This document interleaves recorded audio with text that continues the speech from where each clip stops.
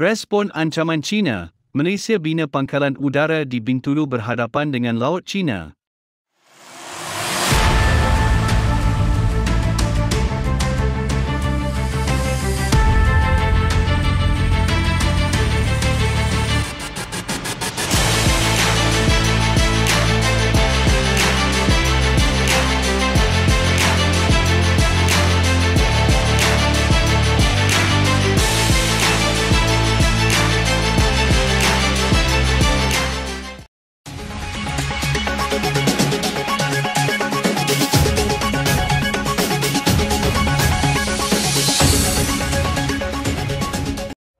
Kementerian Pertahanan menjangkakan ia akan dapat mengeluarkan tender untuk membina Barbon Base di Bintulu untuk tentera udara Diraja Malaysia pada suku keempat tahun ini. Skim yang dinyatakan oleh Timbalan Menteri Pertahanan Datuk Seri Ikmal Hisham Abdul Aziz di Dewan Negara baru-baru ini.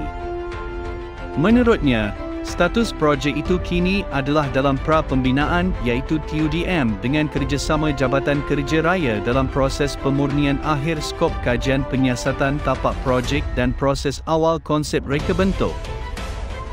Sehingga kini, tiada permasalahan yang dihadapi dan dikenal pasti melibatkan projek itu. Projek ini akan melalui penilaian makmal pengurusan nilai bersama dengan pihak unit perancangan ekonomi, Jabatan Perdana Menteri yang akan dilaksanakan pada 6 hingga 10 Jun ini. Selepas makmal pengurusan nilai ini dimuktamadkan kelak, projek ini dijangka dapat ditender pada suku keempat 2022, katanya. Ketika membentangkan rancangan Malaysia ke-12 atau RMK-12 tahun lepas, kerajaan telah mengumumkan pembinaan Barbon Base TUDM di Bintulu, Sarawak, berhadapan dengan perairan Laut China Selatan dan lapangan-lapangan minyak dan gas milik negara. Kehadiran sebuah pangkalan udara di Bintulu yang berhadapan dengan Laut China Selatan menjadi lebih penting dan kritikal sebagai deterrent kepada sebarang percubaan oleh pihak asing untuk menceroboh kawasan perairan negara yang kaya dengan sumber minyak dan gas asli. Sebagaimana yang kita tahu, China telah meningkatkan percerobohan oleh kapal-kapal pengawal pantai mereka di kawasan perairan Sarawak sejak kebelakangan ini. Dengan adanya sebuah pangkalan TUDM di Bintulu itu, ia akan memudahkan lagi pesawat-pesawat TUDM atau sama ada pesawat pejuang atau Maritime Patrol Aircraft untuk melakukan pemantauan di kawasan-kawasan seperti Beteng Patinggi Ali, James Shoal dan lain-lain yang kerap dicerobohi oleh kapal-kapal pengawal pantai China.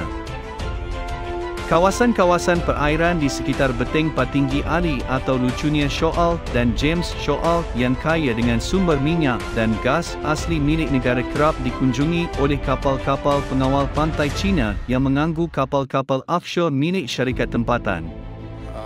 Sementara itu, Timbalan Menteri Pertahanan itu juga berkata keperluan kritikal untuk mewujudkan Markas Wilayah Laut 4 atau Mawila 4, Tentera Laut Diraja Malaysia atau TLDM di Bintulu, Sarawak akan dibentang pada sidang Majlis Keselamatan Negara dalam masa terdekat. Pada masa sama katanya, Kementerian Pertahanan akan mendaftar permohonan peruntukan bagi perolehan tanah di kawasan perindustrian Semelaju, Tanjung Borkam, Bintulu dalam Pelan Pelaksanaan ketiga 2023 di bawah rancangan Malaysia RMK-12. Surat permohonan bagi tapak Mawila 4 telah dimajukan kepada Jabatan Ketua Pengarah Tanah dan Gajian Negeri Sarawak pada 9 Februari lepas. Dengan perancangan teliti, Kementerian Pertahanan menjangkakan tiada permasalah bagi projek ini dilaksanakan dalam RMK-12, katanya.